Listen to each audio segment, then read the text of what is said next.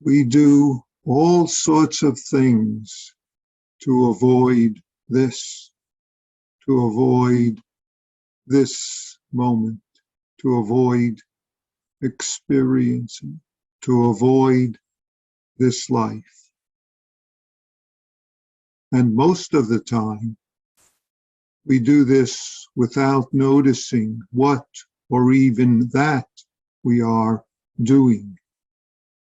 The things that we do, and what we can call self-centered habits, seem natural to us, and we assume, believe even, that others are doing something similar. Therefore, we must have practice antidotes, so to speak, antidotes for what we are doing seemingly naturally, the seemingly natural picking and choosing of likes and dislikes, hates, fears, and so forth. Antidotes that we truly never need, antidotes that we truly must have and must make good use of. In simple terms, this that we can call practice effort is to notice, and in noticing, to counter or to cease doing the specific self-centered poison of the moment, the various self-centered poisons which entangle us, fortify our habits, and even justify the caught holding to beliefs and attachments that we do. Noticing is the opportunity of experiencing, of being this moment as is. We always are this experiencing. Experiencing is neither inside nor outside, not mine, not of others.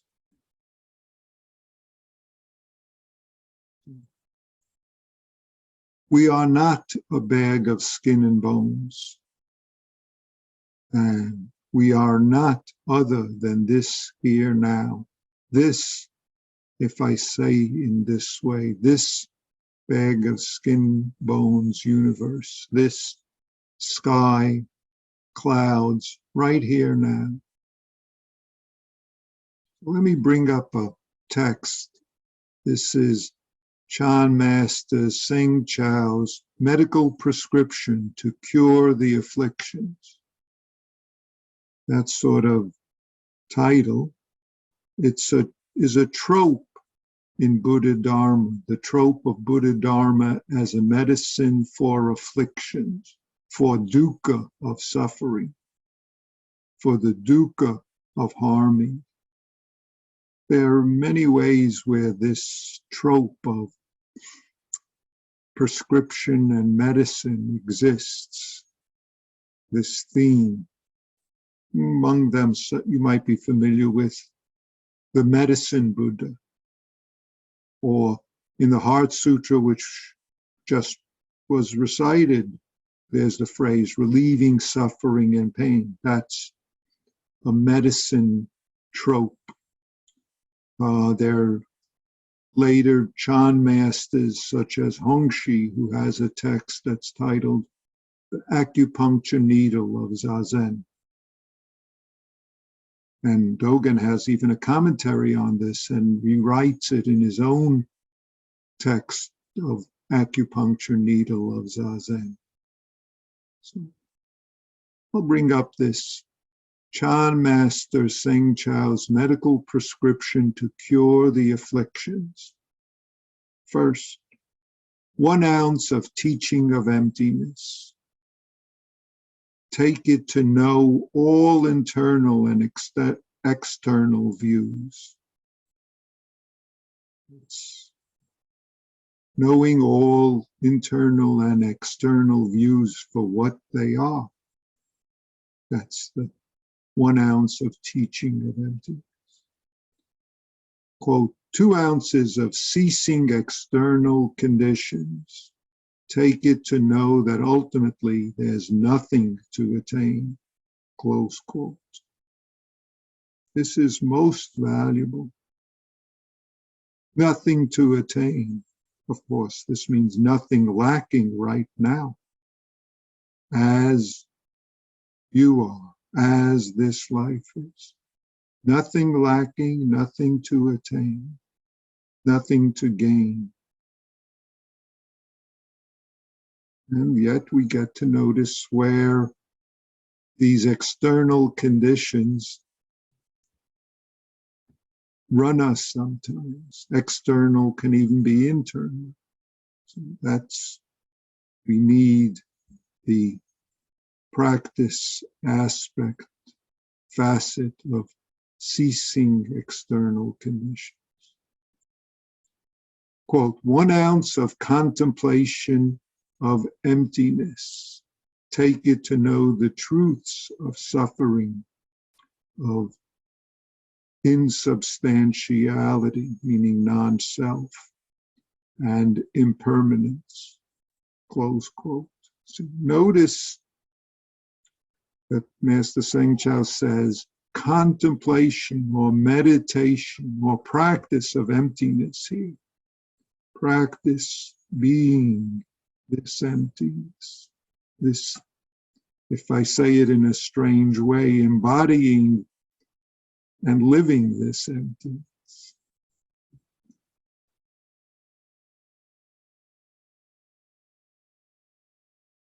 Contemplation of emptiness. Next aspect of this medical prescriptions, 2 ounces of non-self. Grasp the knowledge that there is no difference between oneself and others. Close quote. Yes, grasp is to realize, to know this for ourselves, for yourself. Know this over and over. We have to know it because, unfortunately, there's habits of being caught in self-centeredness, which of course means habits of being caught in otherness and differences between self and others, and all the values that we add on to that. Some more items of this prescription. Quote, 1 ounce of resisting the flow of transmigration. Take it in order not to enter the dharmas of form, sound, smell, taste, touch. Close quote. The flow of habits, dreams, and self-centeredness that he's talking about here. Meaning, when he says not to enter, means not to get caught in. Resisting the flow is the entanglements of caught and holding, which can create all sorts of troubles. And the point is to simply notice when we are entering the dharmas of form, believing the therein, thereby stories about form, sound, smell, taste, touch. Therefore, ceasing to hold to those beliefs, we can then just be form, sound, smell, taste, touch, and just be the flow of it, as opposed to being caught in the flow. 2 ounces of distancing oneself from desires. Take it in order not to depend on or dwell in existence. Notice what he means, what he says here. he's not saying that there's a problem with them arising. It's the depending on them and dwelling in them, dwelling in, which is what we talk about, likes and dislikes and variations of the self-other dreams. That's the caught in self-centered dream. No problem with the dreams coming and going. But when we act it out and get into trouble with it, is the opportunity to notice that we are entangled in it. They just come and go. They're just part of being human. Likes and dislikes come and go. No problems with them, except if we get angry when we don't get our likes, when we get sad when someone else is getting something that we like, or how we are with what we dislike appearing in the universe in the forms of these self-other dreams.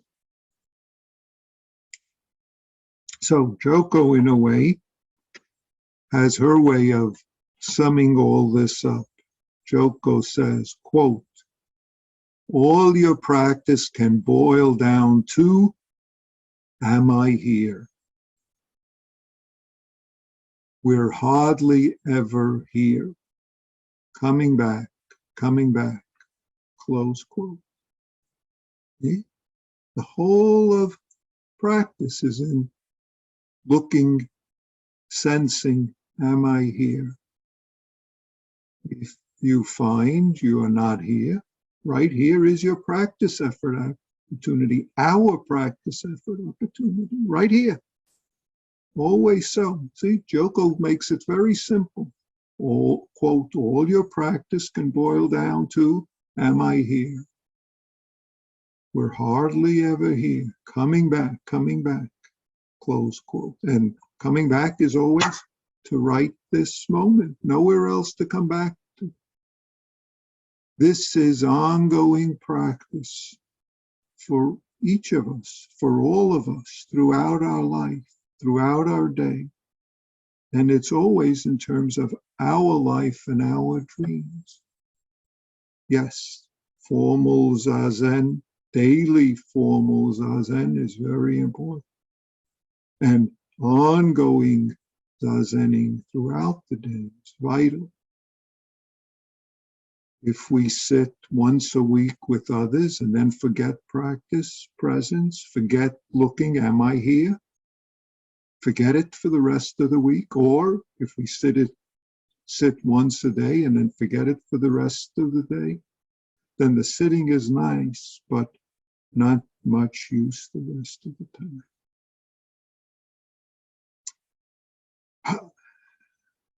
That's enough for now. Thank you very much. I want to bring up one other thing.